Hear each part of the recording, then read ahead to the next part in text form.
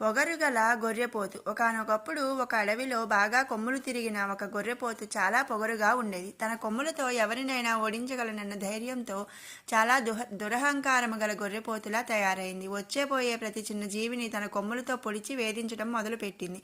ఈ విషయం గమనించిన ఒక నక్క గొర్రెపోతుకు పాఠం చెప్పాలనుకుంది. సమయం చూసుకొని ఆ గొర్రెపోతు దగ్గరికి వెళ్ళి, ఆ నక్క, ఈ చిన్న ప్రాణులు నీతో మాట్లాడటానికి యోగ్యులు కారు, నీకు తగిన విరోధిని నేను చూపిస్తాను అంది. ఈ మాట విన్న గొర్రెపోతు ఆసక్తి కలిగింది.